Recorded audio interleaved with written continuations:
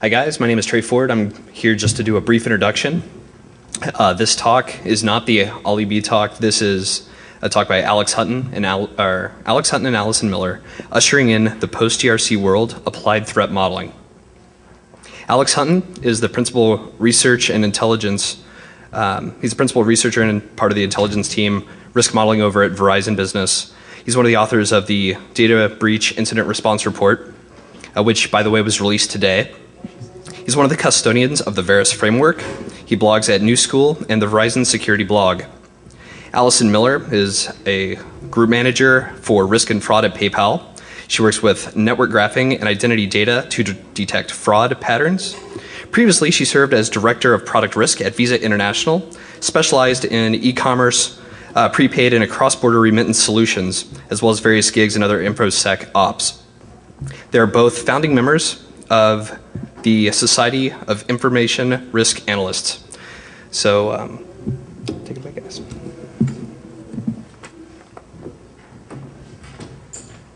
Can you hear me? Is this on? All right, great. Well, thanks for coming. As Trey said, my name's Alex. I'll be talking for the first part, and then Allison's going to take over and teach us a bunch of stuff. And then we'll wrap it up with some practical application and a couple of examples. There are a lot of people who talk these days about what is risk management, what is information security. And if you listen to a lot of them, they'll offer to you that information security and what we see, it's a lot of pseudoscience. And I actually like to think that we're more of what Thomas Kuhn, the philosopher, said called a proto-science. And if you look at how he defines a proto-science, I think it'll speak to a lot of similarities. If you've ever tried to create metrics, if you've ever tried to get data, if you've ever tried to manage by evidence, right? That's exactly what we start to see. So if we are going to study risk management, if we are going to study information security, what do we need to study? This is actually deceptively simple in my mind. Jack Jones, who I worked with for a while, he used to be a security officer at Nationwide, he always defined it as 4 landscapes. You have a threat landscape, and you need information and understanding about the change in information for the threat landscape. You have a controls landscape, you have an asset landscape, and you have an impact landscape. As he continued to teach me about these things, one of the things that I noticed is that actually a Venn diagram better represents actually what we want to study. And the reason for that is if you think about where the circles overlap, we actually have synthesis of information. So one of the things that I've been noticing, and you guys who are actually in enterprise risk management programs talk about this, and let me know how you feel. But it's a disconnect between GRC, what the risk analyst actually is doing, and operational security. And recently I ran a quick poll. It was just a bunch of people on Twitter, a bunch of people on the Security Metrics mailing list, a bunch of folks who read the New School of Information Security blog, and so forth. And it's completely unscientific. I just wanted to see what I got back. But it did show that there was it really asked, okay, so how often does your GRC analyst actually interact with operational security? And for the most part, I got back, not at all, never. It just doesn't happen. And so when I've thought about GRC, I actually see it as a construct that's been fabricated over the past few years, and I really find some real problems with this as a construct. And I'm going to talk about them backwards. And the first one I want to talk about is compliance. Okay? I see any compliance standard that's built as a model. Why? If you think about PCI DSS, you think about a standard like ISO 27001, all this is a bunch of people in a group, in a room saying, well, we think this is how you should defend a network. These are the things that we think you should be doing in order to resist attackers. If that's so, and Allison disagrees with me, and that's okay, if that's so, I offer to you that that's actually a model. And if it is a model, then what E.T. James said in his book it basically is that models are really hypotheses, and they're subject to scientific method, and they should be disproven. They should be falsified. So to me, compliance without metrics, that's just a bunch of guys in the room saying, do this. But if you start adding models and metrics to compliance things, now you can actually say, here's a standard. And based on what we've collected around incidents, what we've collected around successes for this standard, well, this standard's bogus, or this piece of the standard's bogus, or this standard needs to be, we need to audit on this standard in total. So what about risk? And this is where I really have a problem with a lot of GRC suites and constructs. Risk, as I've seen it, basically is what Andrew Jaquith calls a hamster wheel of pain. It is find issue, right? Figure out how bad the issue is, fix the issue, and then hope the next time you do some discovery method, you don't see the issue ever again, right? And the problem I have with this approach is severalfold. First, anybody who's done an actual enterprise risk assessment and you get back like 500 pages of information, how are you supposed to synthesize that? How do you check? And this is exactly like a vulnerability assessment, right? Okay, so great, I've got 500 mediums. What do I do with that? Right? How do I know? In risk, it's even worse. I've got a low likelihood and a high impact, or medium likelihood and a medium impact, right? And that's just qualitative models. When we get into quantitative models, half the models, if you look out there, are using ordinal scales. And then they're using multiplication on ordinal scales. And if anybody here knows anything about math, multiplying ordinal scales kind of breaks the way the universe works. You can't do it. So that's kind of the first problem that I find. The second problem is this. When you're actually out there collecting risk issues, this particular threat specifically might attack this particular asset in this particular way, and you're collecting bunches of these, you're really making point predictions. And if anybody has ever studied complex adaptive systems, one of the tenets, and that's difficult because it's a new science and there are plenty of other definitions and so forth out there, but one of the basic tenets of it is that point possibilities are extremely difficult, if not impossible. If the only thing you can do is identify patterns within those. In other words, those who are the founders of that particular field would look at what we're doing in information security and figure, are you guys nuts? Really? I like this. This is something else Jack came up with, and it's a new definition for risk management. If you think about it, it makes a lot of sense, especially if you think about it from a CISO standpoint. Really, it's taking exposure to risk, and it's taking your capability to manage risk, what you do with your resources that the data owners have given you, and you're matching that to the tolerance of the data owners. And it should be noted that as security professionals, a lot of the times, we think that means lower risk, lower risk, lower risk, lower risk. Well, what about like DSW, who just went, yeah, okay, great, we're out of PCI compliance, have a nice time, we're going to take the fines, right? That was actually the data owners saying, what they're telling me to do, that does not match my tolerance for risk. So I'm not going to be bothered with it right now because it's expensive for me economically. Taking that definition into consideration, let's talk about governance. Governance, in a sense, can be defined as I've heard it defined as that which we're supposed to do, right? So I have a problem with that in that if you're in management theory, and governance really is an expression of how you should manage a business, right? If you're in business management theory, this is W. Edwards Deming, who for those of you who don't recognize the face, and for those of you who don't know, he basically changed the world with quality management. One of the reasons why the Japanese automobile makers overtook the US and so forth, right? Because he went and basically studied what was going on in production lines and said, okay, if you want quality, if you want the right production, if you want optimized production, you're going to measure. And you're going to measure and you're going to apply the results back, right? So basically that's where Demings gave us this quote. When you talk about governance, how I interpret that is governance, again, without metrics, without models, is basically superstition. It's a bunch of guys getting in a room saying, well, you know, this feels like how we should govern a security program. Right? Governance, however, with metrics and models, my assertion is a capability to manage risk. And let me explain that this way. Here's Dirty Harry. Everybody kind of know, seen Dirty Harry movie? One of my favorites, right? So here's Dirty Harry, and you're staring down that barrel. Now let's say Dirty Harry represents a couple things. First off, does he follow policies and procedures? No. Is he effective? Yeah. And I realize I'm pointing to television and movies and these, but I think the logic is decent here.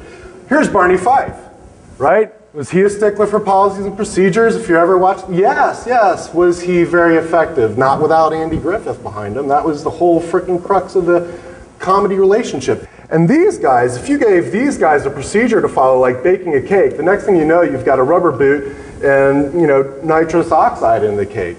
It's the point being, governance, unless you're managing how you're doing, well, it's basically superstition, and you don't know if you're doing a good job or not. Now, think about it this way.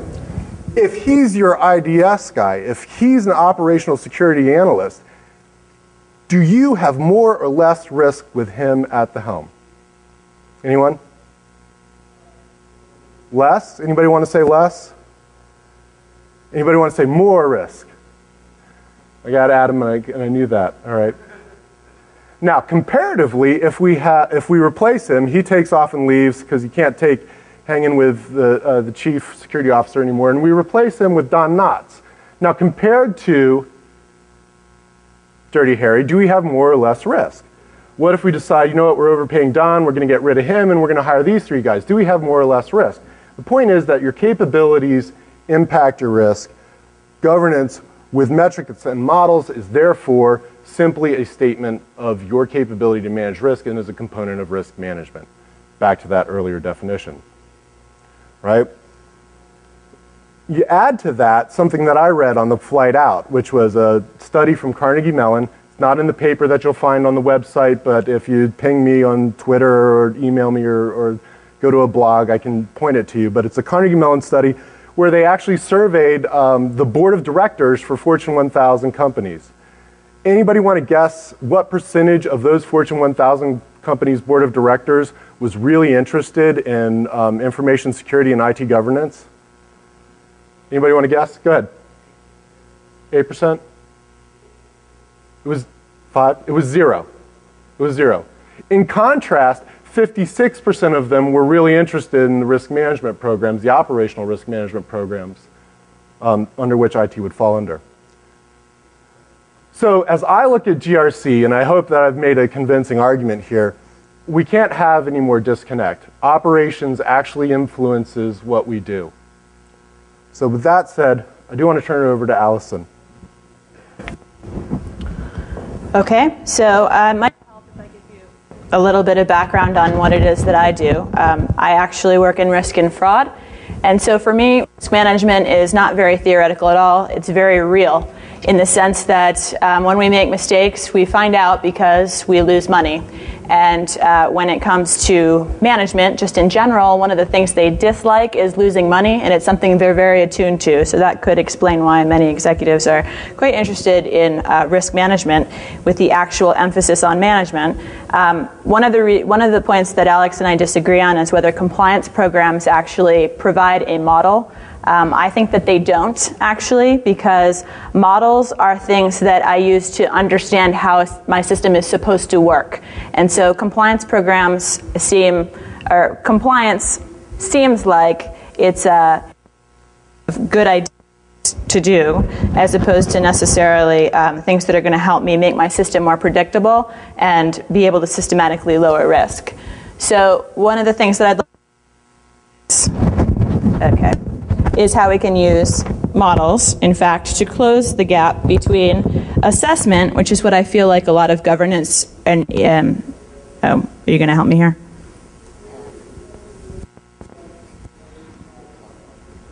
Hello? Okay, all right, cool. Okay, closing the gap between assessment and defense. So, what does that mean?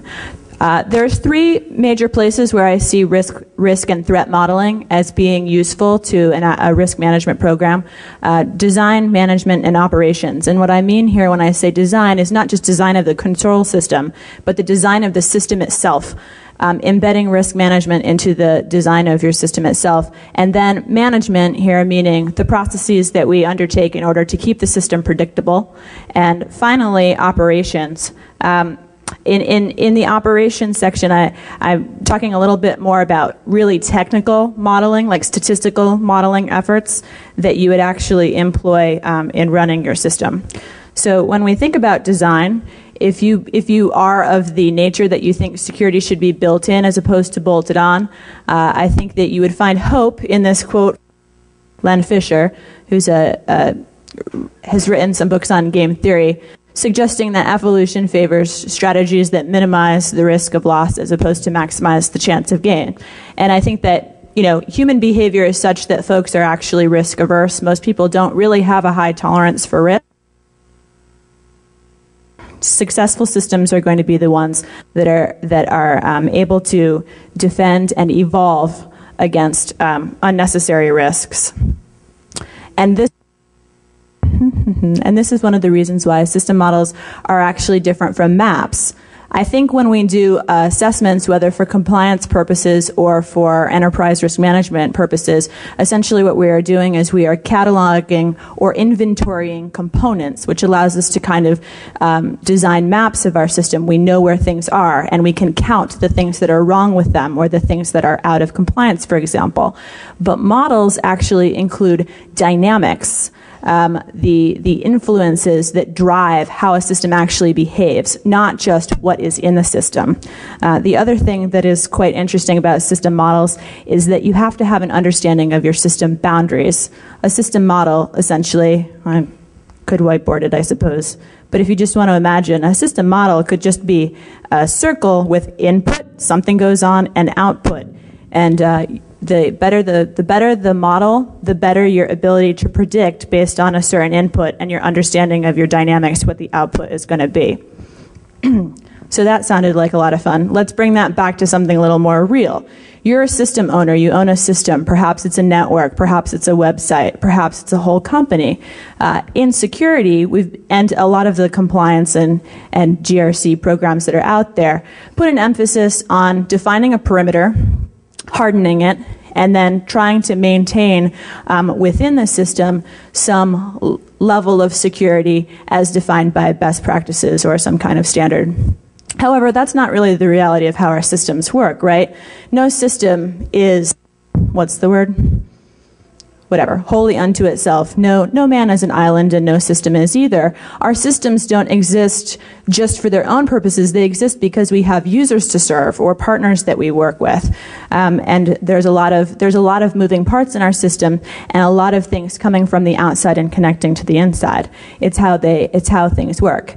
In payments, how this works, or at least in my, we actually have users who can log into our system.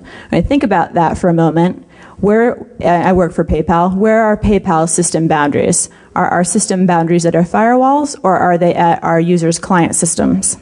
So if you acknowledge that your risk is interconnected with your customers or your users or your partners' risk, then you have to acknowledge the boundary of your system is a lot broader than what you necessarily have control over in your own day-to-day operations. Why is it useful to acknowledge this? It's useful to acknowledge this because when you're dealing with attacks or risks or or whatever you want to call them, those things that are coming from the outside in, or there could be an insider threat as well, but let's just say threat agents are external to the appropriate processing of your system. Where are those threats going to manifest? Are they going to manifest on your systems, or do you also need to take into consideration, in order to estimate what's really going to happen in your system, are you going to have to understand the vulnerability or the system dynamics of your users as well? And that's kind of a rhetorical question, because I think we all acknowledge that when we have users, client security can be just as important as, say, having a hardened firewall in place. All right. So everybody likes to talk about fraud. want to give a really high-level example of a threat model, something that I find a little bit useful, something that sort of summarizes some of the concepts I'm talking about around design. Now, I have here an example of essentially a genericized version of fraud. In this case, it's buyer fraud. And in trying to diagram this out, I initially started with threat tree diagram. Are any of you familiar with Schneier's paper on this? He published it in like 99. Thank you very much. So I really liked the paper, and what I was wondering what we could do with threat trees if they were iterative. And what I kind of mean there is how can you map out an entire system using a threat tree? And I had a really hard time doing that because what I found was the actual mechanisms by which the threats manifested clustered. And so what I mean here is in trying to sort of diagnose or from a high level expose what the actual threat model is for fraud, everything was clustering in these three categories. There was some kind of technical exploit and then some kind of misuse of credentials, but ultimately then funds come out of the system. And so when you sort of cluster these, you can kind of cut and paste which type of attack or exactly what it is that the fraudster does. But let's walk through it. Okay, someone sends out a phishing email. The phishing mail has an obfuscated link. Maybe it's using a URL shortener, or maybe it's actually using the special character code set, whatever, so that you can't actually see that it's redirecting you. And then you are redirected someplace where either you're asked for your credentials and you give them up, or you get a drive-by malware and your credentials are sucked right off of your computer, in which case now an evil actor has your credentials. And so, of course, when we kind of look at the market for credential theft, we find that it's not always the person who has grabbed the credentials that actually uses them. Reselling that happens within that industry, which is kind of an interesting economic thing to look at on its own. But eventually then, someone has to be the actor, the fraudster. And so even though it was a technical exploit that started off this chain, then what ends up happening is your basic, boring, run-of-the-mill financial fraud. Someone's going to use a stolen credit card, or they're going to use a stolen bank account, or they're going to ATO some kind of account. They're going to impersonate someone. They're going to commit fraud, and some kind of transaction happens. But that's not all, necessarily, because eventually the person who commits the fraud is going to want money out of the system. They want cash. They want something that they can convert into cash. So, if you're interested, there's a couple different ways to do that. You can buy goods that are easily resold. You can, like digital goods or consumer electronics, or you can try and figure out how to bounce funds around across different systems in order to extract cash to yourself. So, any questions about this? Oftentimes people questions about fraud. Yes? What's ATO? Sorry, account takeover is what that stands for. So I think, yeah, okay. Any other questions? But you see how the technical attack, it could be any kind of thing. You could have phishing, or you could have malware, or you could have, a joke program. It doesn't have to be someone gives something up, or that someone extrapolates something based on pulling information from social networks. There's all different kinds of ways you can get through the chain, but ultimately the output is money comes out. And that's the really interesting part for us, because for folks who are in fraud, because of course that's where it becomes really real for us. The other thing to note here is up there on the exploit vulnerability section, those aren't things that happen on our system that we can control. But the threats that we face from this type of activity manifest on our system in a really real and direct way. And it behooves us to understand how the whole chain works when we are designing our controls. For us at PayPal, for example, not only do we have extensive controls on the system, but we also have outbound efforts.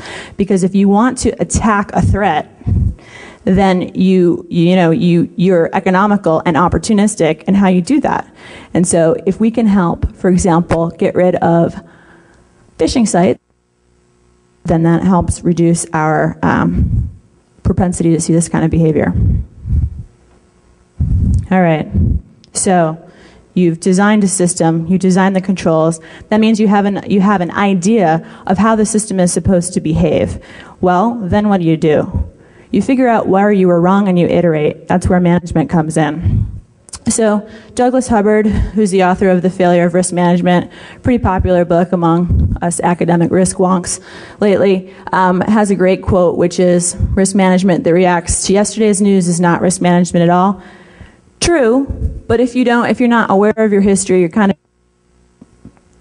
doomed to repeat it. Did you guys catch that? Do I have to repeat that? Probably not.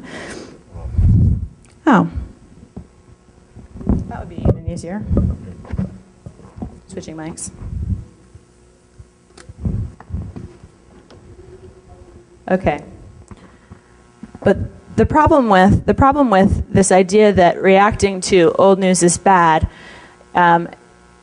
it doesn't work. You have to be able to learn, and that's where it's really important to have feedback loops in your system that you can kind of instrument so that you understand what your performance is.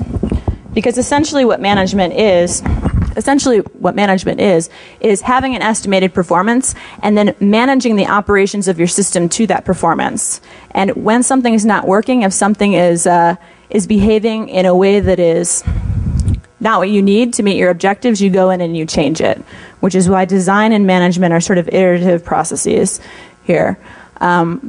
And let me move on quickly to operations, because I know that we're going to talk a little bit more about metrics later. The way that technically risk management dives into operations usually has to do with the automation of decisions. So an example of a system model that is driven into operations I want to give is sort of active traffic flow analysis. Basically, the way the timings of lights on city streets are put into place. There are a lot of different heavy-duty statistical quants who work on these problems trying to optimize traffic flow through streets, just as an example. So you can imagine that that gets pretty complicated. And just sort of a nice little quote from one of my favorite physicists, prediction is very difficult, especially about the future. Absolutely, that is true. And however, using computers can really help you do that. And the way that we use quantitative models that are driven into operations is basically to assist in making system decisions. And this is when we actually come back to the concept of feedback loops. In management, we're interested in feedback loops because feedback loops give us an understanding of metrics, how we're performing. In these quantitative models, the reason why we're interested in feedback loops is because at some point we're going to have to go back and evaluate whether we made a good decision or a bad decision. Statistics allow us to optimize decisions, but in order to optimize, you have to know when you are right or wrong. So in the example of fraud, for example, we need to know if we declined a transaction, was it fraud or wasn't it? If we approved a transaction, was it fraud or wasn't it? And when you collect the evidence, then you can go back and you can improve your models. So essentially what we find in financial fraud is that patterns that can be defined, and they can be defined in a number of different ways. You can use heuristics, statistics, machine logic, but ultimately you're going to have data that gives you some kind of evidence that something good or bad happened. And if you can define that pattern, then you can actually detect it using these different techniques. And that is one of the reasons why we consume so much data. So if you are embedding models within your operations, you're going to be a data-hungry organization. That's great, because the output of your performance then is pretty easily quantified, which you can explain to management. It usually makes them very, very happy. Now, in our system, we have a lot of internal data that we can use, and most folks who manage systems end up creating tons and tons and tons of data. If you're instrumenting things at interesting interesting points. For example, in fraud, where the money leaves the system, or where financial instruments are attached to an account, or where transactions happen between people, you end up creating tons and tons of data that you can use to analyze later. However, internal data is not the only source of data that you can use if you're trying to optimize your decisions. If you're trying to optimize your design, the way you manage your systems, or how you operate them, internal data is the most useful because it's the most telling about how your system is operating. But you can, of course, go externally and get information. Have any of you tried to go externally to get information to help you improve your decisions or your design of your systems internally? Yes-ish. Folks have. So the interesting thing about that is it's very useful to help you understand your performance in the context of others, for example, benchmarking. However, you can also incorporate them more directly into things like operations. You just have to convert the data into something that sort of aligns with your existing data set. And that's why we have so many statisticians in the world, and why data sharing programs are really complicated and difficult to kind of set up in ways that meet all the needs of the stakeholders. However, there's hope, which we're getting to in a moment. So I think this quote is kind of important for information security folks. There's a story about some philosophers or statisticians who were told to go look for some keys that had been lost in a parking lot. And someone walking by noticed that this guy was walking around in circles under a lamppost. It was really dark out, but he was really looking for that keys, but he was just going around and around. And someone said, "Why are you only looking in this one spot?" And he's like, "Oh, well, this is the only place where I can see the ground." And so when we communicate as security or risk professionals back up to management, management needs to have data that, or needs to have data expressed in ways that are quantifiable and feel really real to them. And so I think it's useful for us to consider new models and new approaches simply because the communication gap between assessment and defense there's a communication gap as well as a sort of an operational gap between assessment and defense. And the better we are able to communicate and use numbers and use the language of business, the more likely we are to be successful in the risk management programs that we put into place. So if you harvest your internal systems and use the data that you have there from all the feedback loops, that is one place to get data, but where else can you get data? Alex Hutton, do you have any ideas? Thanks, I do.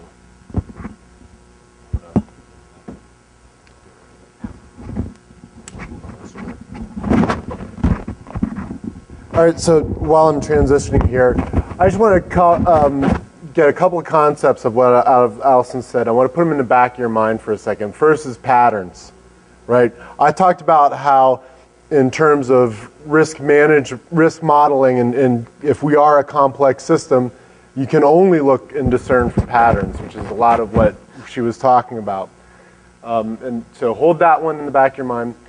What I want to ask you now, though, is, all right, so I've put forth, that, governance is really just risk management, that governance is fair, what we think of as governance now in information security is fairly fabricated, probably by vendors. The second thing being our risk modeling is really terrible, at times impossible, it's completely uninformative, even when we do a good job in predicting and predictive analytics. What is the role of risk modeling in the future? We've given you, Allison started to give us a little bit of insight into that. It's actually talking about the systems. So, I work for Verizon in the Risk Intelligence Group. We did release our data breach report today. This is something we did with the Secret Service. We now have 900 incidents that are represented in this report. It's really a fantastic piece of data and a fantastic work. And we're going to actually take the fact that we're sharing this, keep it open, and we're going to do something with it. One of the things that we had to do in terms of working with the Secret Service, and in fact working with our own people internally, is give them a framework. Take an incident narrative. First, the bad guy did this, then that, then the other thing. Sort of like what Allison was showing you in her slide with the threat actions back to exfiltration and monetization. And we had to actually turn those into metrics. And what we created was a framework for this. It's called Verus, and it's open. It's as close to that I could get Verizon's legal team to give me a Creative Commons non-commercial share-alike attribute license. And basically, it's designed to create metrics out of these incident narratives. It has several parts. First, it's got a demographic part, whoops, which is simply, iPad gone wild, hold on a sec. All right, which is simply industry. That's very informative when you start collecting information. It's the size of the company. That gives us all sorts of indicators. The geographic location and the size of the security department. We use size of the security department because that kind of gives us a comparison between size of the organization, size of the security department in terms of full-time employees, and what kind of resources they're throwing against the information security problems and risk management problems that they have. There's an incident classification piece. We see an incident in terms of that narrative, the guy did this, then he did that, then he did the other thing, as a series of objects. They're events in time. Each object has 4 sets of metadata. It has an action, or an agent, an asset, an action, and an attribute. We use Don Parker's hexad, if you're familiar with that, in the attribute bits. We put these events together, and suddenly we have a modeled story of what the incident consisted of. We also do discovery and mitigation. That gives us informative data about the ability to detect and respond for the organization, and second level prevent. We all know prevent, detect, and respond is fractal, right? And an impact modeling section, classification schema. You take all that information together, and suddenly you have this set of Verus information that you can use. We have 900 of these sets of Verus information now. So we can start comparing each failure evidence together. And we can see, well, hey, B there was extremely similar to E. We can look for patterns that are that similar. We can even look for patterns that match specific demographic pieces and specific small threat pieces. So what does it mean to be post-GRC in the context of Verus? What we're looking at is evidence. It's evidence of what went wrong. If anybody familiar with the term evidence-based medicine? Here? I got one, I got two. All right, so evidence-based medicine, for those of you who don't know, is basically saying, okay, well, we're going to have scientific studies on what works and what doesn't, and what we are going to prescribe as a doctor is what works best. Evidence-based risk management would therefore be a CISO saying, hey, I'm going to prescribe what works best, or I'm not going to do those things that make me suck. These are expressed basically by models that we talked about. I want to give you a real-world example, borrow Allison's system, and if you take my assertion that what we're dealing with is actually the entanglement of multiple complex systems, you've got problems. You've got a lot of data that you need to process. You've got a lot of things that you have to do.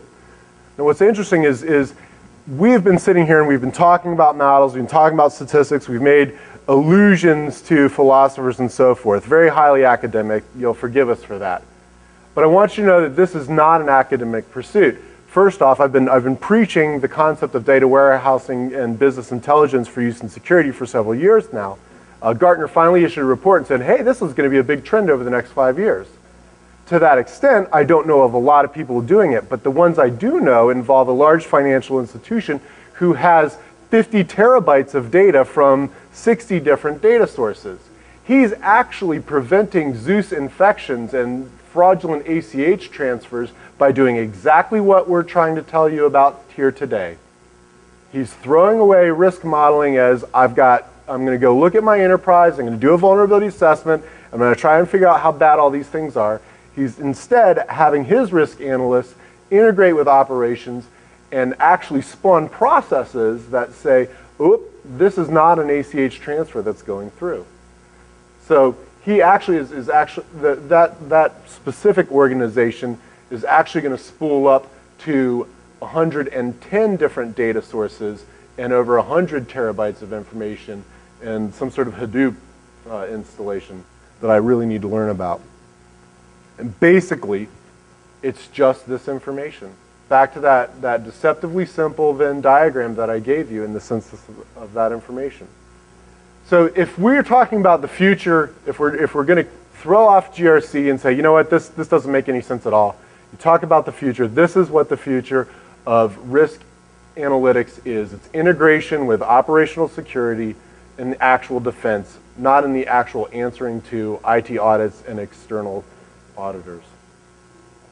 So that leaves one problem, and that problem is this. The data owners themselves, the people that we report to, they really like these stoplights. They really like these individual point statements that we're asserting we can't really do, and so forth. They like the reporting. And so one of the things that I'm trying to wrap my mind around is, how do we report this? And what I wanted to actually talk about is drawing a lesson from something that might be familiar to some of you. This is Jose Cardenal. This is his 1978 Phillies card. It's one of my favorite cards for obvious reasons.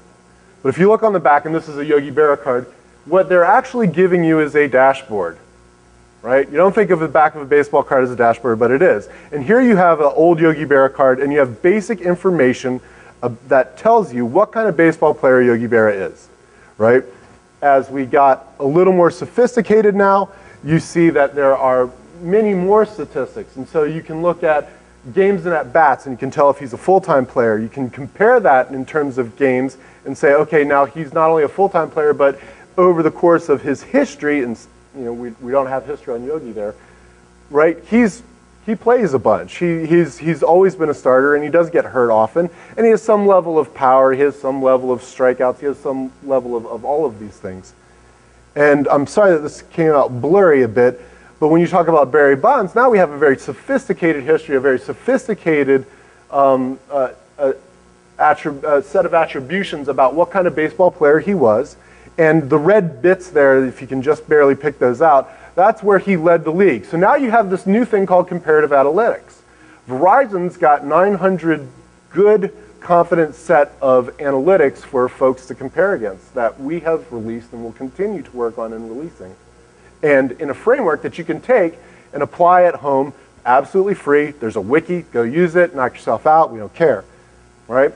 So if we have the ability to try and say, here's a notion of what kind of good baseball player Barry Bonds may or may not be, how can we do that for these? And my assertion is this. Deconstruct it. I borrowed the concept of a balanced scorecard. I was inspired again by Andrew Jaquith and his book on security metrics. But I don't think the balanced scorecard that we should be applying, at least initially to understand whether or not we're doing a great job at managing risk and defending against threats, really is what you find in a regular balanced scorecard. I think what we simply do is deconstruct that Venn diagram and that risk model. We have 4 separate pieces. We have to understand what we're doing, the change in those, the variation from past and present, comparative analytics, which is why Verizon's saying here the stuff is free, right? And move forward, right? So a couple of interesting things happen if you take this approach, I believe. First off, capability measurements kind of destroys governance, right? We don't really care. We can see what effective patterns, what effective processes and procedures are by doing correlations against established patterns. Compliance really simply becomes a factor of the impact of the impact landscape, unless you're really concerned about how a specific compliance program can help you defend and its effectiveness in defense in your comparison against other folks. So the assertion here is that the post-GRC world will be ushered in by a couple of factors. First, data. Data applied by technology, like a data warehouse, things that actually spawn operational instances that help defend the enterprise. Very pragmatic. Second, reporting becomes something that we do by measuring a lot of things and using multiple models, not just one GRC suite that runs us through a discovery exercise over and over and over and over again. Third, data sharing and comparative analytics are critical. Why? If you take that baseball card example, if you just give me the stats on any one of those players, I don't know if he's good, if he's bad, or what have you, until I can compare him against a significant sample of his peers. And then I can say, well, this guy's better than this guy, he's better than these 5 guys, he's the 7th best guy out of these 10, and so forth. And that's what we believe the future of GRC is. It's basically deconstructed, destroyed, and made operationally significant through these models. Any questions?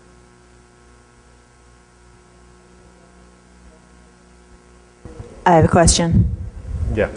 So the Verus, this isn't a trick and this wasn't planned in advance, I just, as he was talking, I thought about it. So the Verus framework, I get that it's pretty freaking cool. You could profile an organization based on some identifiers about it, and sort of determine its expected performance based on comparing it to a peer group, right? But how then... I'm not sure I get that far, but... Okay, well, go back to the... Can we go back to the slides? So it looked like you're essentially collecting attributes on different organizations and their performance based on incidents they'd experienced, which is essentially how you would have controls for different types of risk manifestations. And you can then sort of determine, a different company that you don't have data on yet, but that has certain attributes. You might expect it to perform, how it might perform relative to a peer group, which you've then, shown what the performance of the peer group is. That's useful for you as the new organization. You say, okay, compared to other organizations in my fighting weight, I can expect this kind of knockout, I can expect to last this many rounds in the fight. So that's great, and that helps you maybe quantify your exposure, but then how does that, do you have information in there that would help an organization figure out where they need to focus in order to improve their defenses? Do you have the sort of proactive information as well as the incident information? Well, because each of these represents a failure, okay, they actually, I would think, would be real, right? So, in fact, in terms of actual performance metrics, anybody in an organization that does penetration testing or gets their systems tested regularly? Handful of folks? Okay. I'll ask. What's the benefit for you of a penetration test? Scary management. Well, no, I mean, really, you get a report back. What does that mean to you? Go ahead.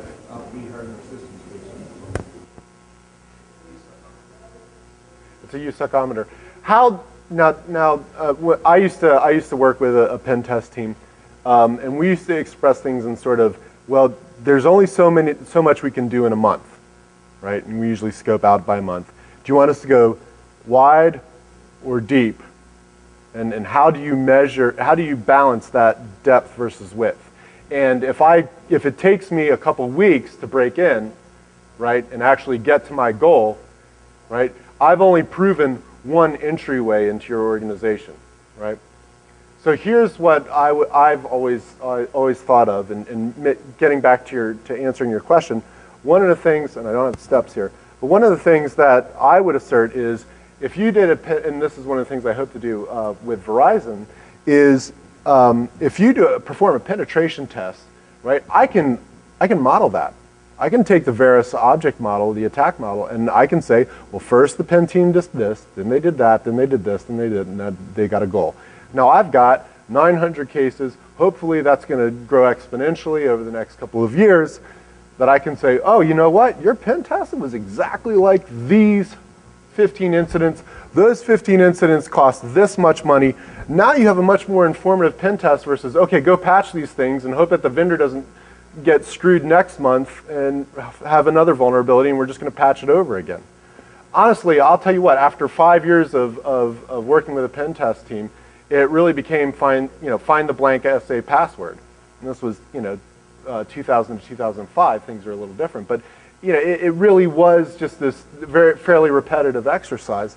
And what I really think is that we should do lightweight, very focused pen tests based on the patterns that we're most concerned of, the patterns that show up the most, the patterns that directly relate to specific impacts that we're concerned again. And then, when you think about prevent, detect, and respond, right, and our ability to do that, I think in terms of feeding operational metrics back into what we can expect in terms of performance into a business intelligence platform, we can take a look at the metrics that we describe out of discovery and mitigation if we truly do red team. I'm now not a believer at all in blue team exercises, by the way, for this reason. But I can get performance metrics. I can see if I'm hitting the home runs. I can see if my batting average is good, especially if now I've got 1,000 other penetration test results from different organizations, maybe similar, maybe not so similar, and I can benchmark myself against that. So that's a long way to answer your question, but I really do believe that and I'm not Verus, right? You guys can build models yourself. It's really, something that is kind of enjoyable once you get into it. But you can certainly do this. You just have to understand that comparative analytics is key, and to some extent, the ISACs are trying to do this, right? Anybody familiar with the ISACs? Yes, no. They're just groups of security folks who get together and talk at a high level. But the ISACs are trying to do this, and there are plenty of groups that are trying to do that. So anyway, did I answer your question in that rambling? Sorry.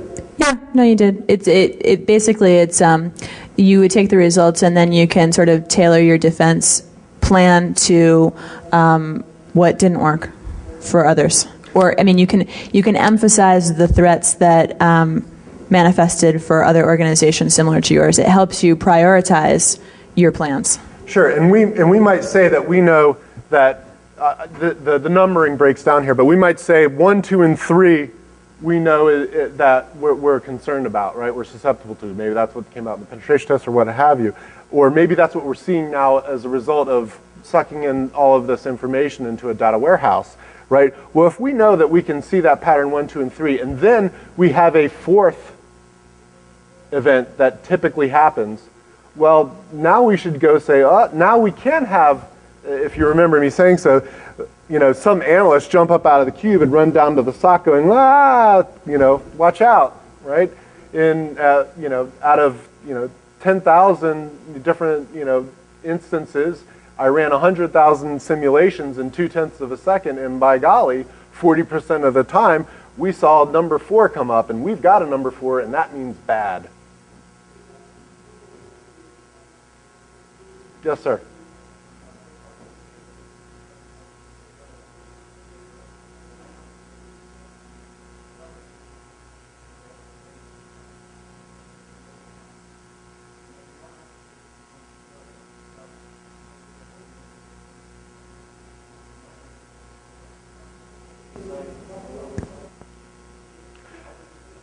Yeah, and really what you're talking about is kind of data obsolescence.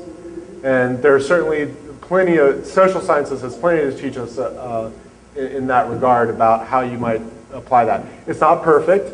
Again, all of these models are just hypotheses, and they always are constantly getting falsified. Ours should be as well. Go ahead. Yeah, so models regularly degrade. That's absolutely true. It's part of why it's important to continue to have feedback loops to keep you understanding what your performance is, and then you go back and you retrain your models based on fresher data. It doesn't stop. It's kind of like virus software. You have to keep updating it because new signatures come out. You need new signature files or whatever heuristics your virus scanning engine is using.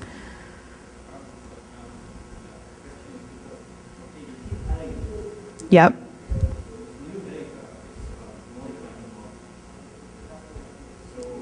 You can retire old data. You can retire old cases, or you can actually factor that into the equations that come out of the modeling exercise. If you've actually got like a real like statistical model, you can actually decay the variables associated with older data, so that it has less weight associated with that.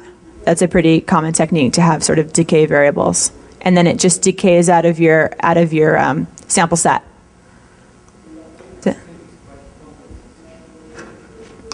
Absolutely. That's why modeling is an iterative exercise, so that you can always figure out, these variables are decaying faster than those variables, so they need to be retired out faster. Well, it can be complex.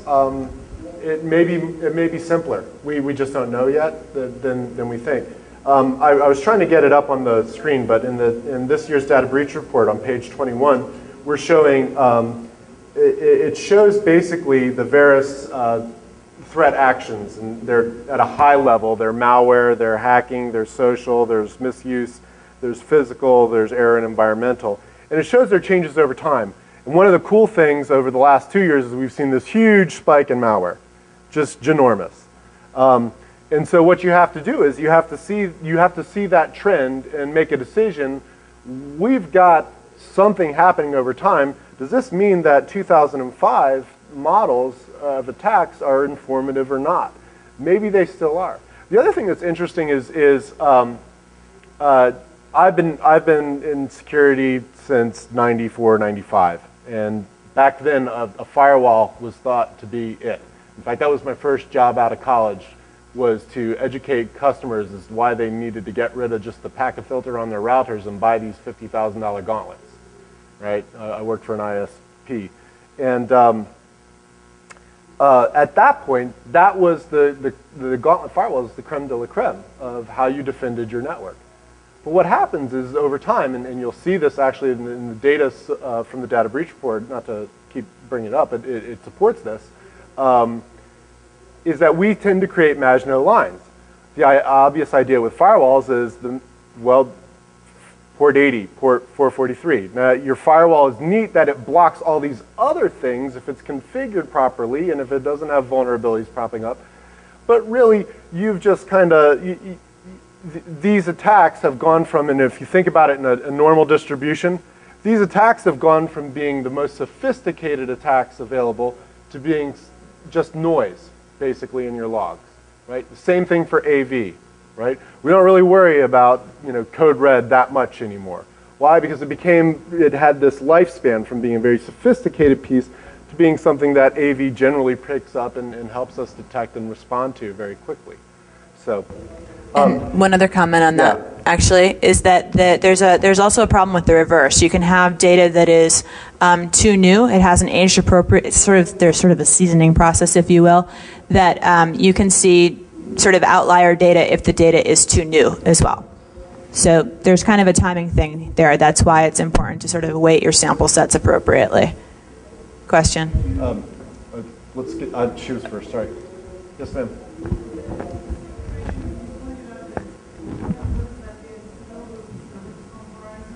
No. Okay, so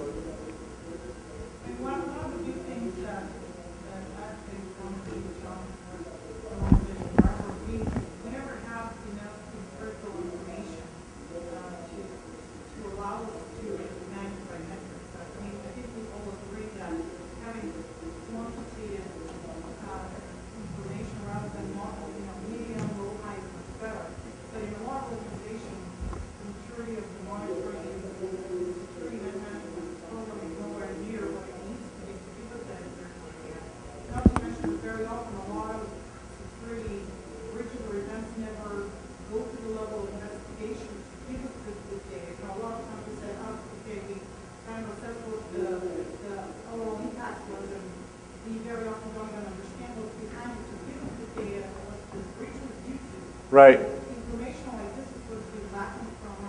So that's why we released the framework, right? Because we had that same problem, right? We don't have any data, but we want data out of it. We want to do quant analysis. We want to do these things, right? So the first thing was, well, how do we go get it, right? And that's what's cool about this year's data breach report is yeah, there's lots of great stats. I hope you read it. I hope you love those things. But to me, as kind of a dork, one of the coolest things is we actually went to a separate organization. We gave them a framework for which they could collect metrics from, basic analog experience, right? And they actually did it with a little bit of training. They had to figure it out, but they actually did it. So what I would offer is what you're talking frustration, and I feel it, and you're talking frustration on two things. One, the models aren't helping you get quant data, right? Why? Because it's, well, what's likelihood? I don't know, 10%? Does that sound good to everybody in the room? Yeah, it's 10%, great. You have nothing, there's no structure to get you at that. There's a basic theorem, and that says if there's a model, right, and you and I both are given the model, the way to execute an outcome of the model in the same data, you should be able to go in that room, I should be in this room, we should have cones of silence, and we should come out with relatively similar results. Maybe our Monte Carlo simulations will be slightly different or whatever, but we should have relatively similar results. There are very few, let me back off of that because I know a couple of people with good models, but there are very few risk management programs that are that sophisticated yet, and very, very, very few models that you can do that with. Very few. So Varus was built. Now when I say it's freely available, varusframework.wiki.zoho.com. It's all right there. Yeah, it's linked all over the report.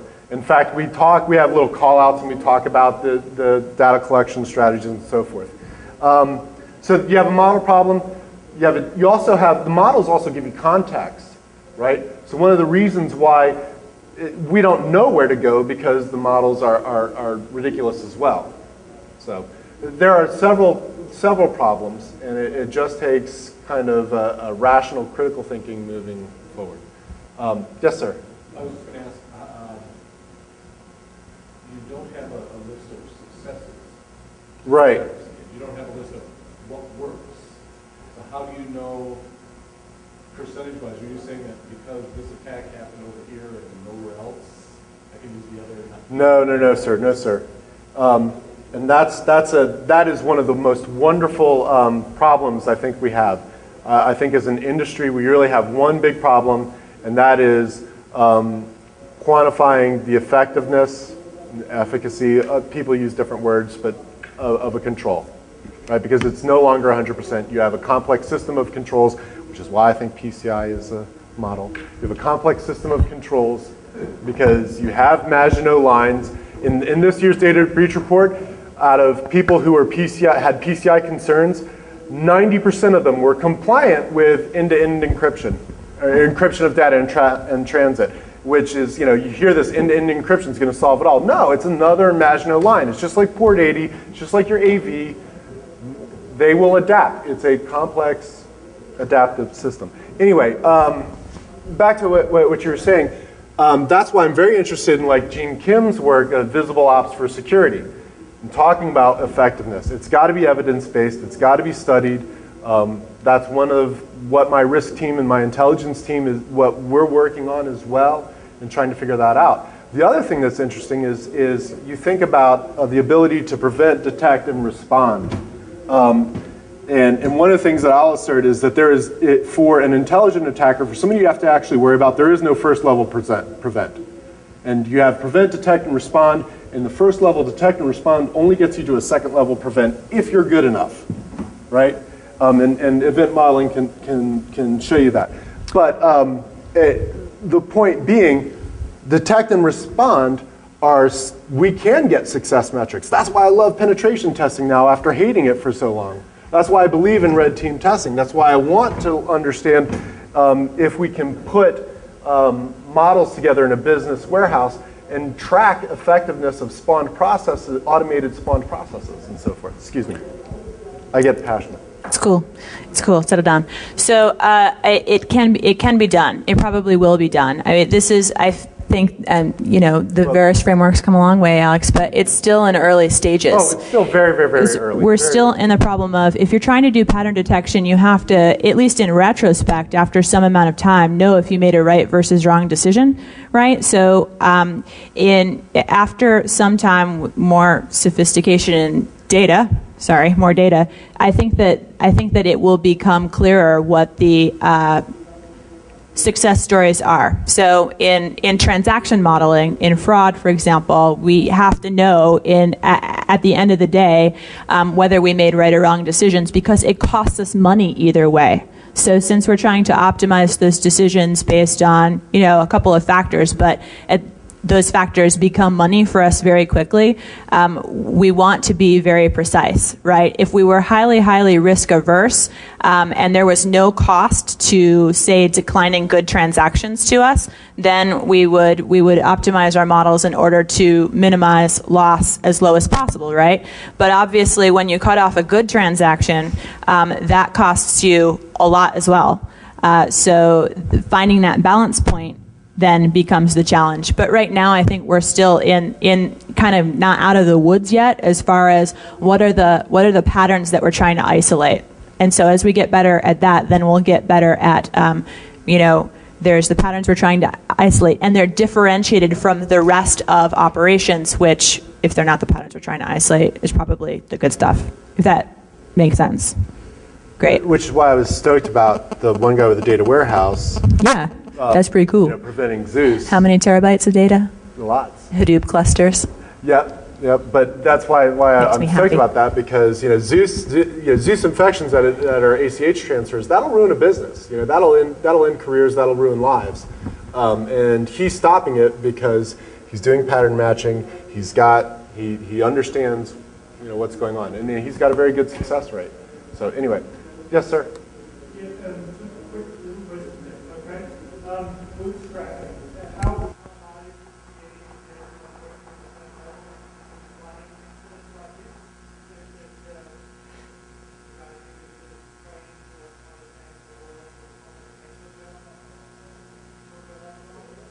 Sure, and I've got actually several years of experience in training that.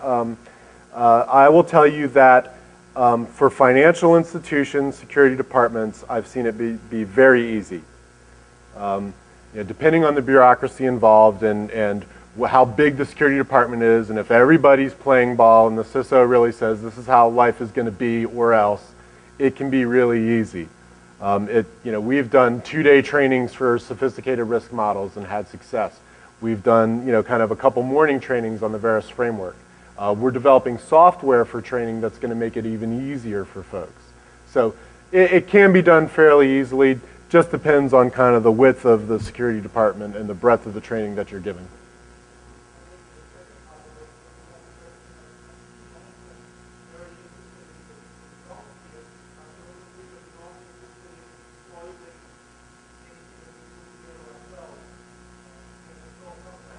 Yeah, I do, and I don't have any answers for you other than the fact that if there are already people I know that there are people who are committed to sharing data. And one of the things that I hope to do is to be able to evangelize, I use the word, sorry everybody, but I hope to be able to show people, well look, this is really informative. I'm glad you've spent all this money, but look how much better it gets with comparative analytics, right? And guess what? Yeah, there's a data set that you can get for free. Verizon's always going to give you something free. But if you want real-time operational stuff, right, you're going to have to share back. And that's just the way it's going to be. It is going to be a meritocracy. And that's how I hope to approach it. Will it work? I have no idea. I'm optimistic, and so far, senior management at Verizon is, full steam ahead. Doesn't work, we'll try something else. That's true. Is that it? Going once. Going twice. Just kidding. I'm at Alex Hutton on Twitter. If you want to send me something, you can just do the, hey, at Alex Hutton had a question about your stuff, and I'll get right back to you. It's pretty easy. If you do it if you do it tonight or immediately after, I can't verify the usefulness of my answer because pretty spent at this point. And I have a rendezvous, I think, with like the Seahorse or the Galleria bar. And I'm at Selena Kyle, not to make it confusing, since that's not my name. Thank you guys for coming out. Appreciate it.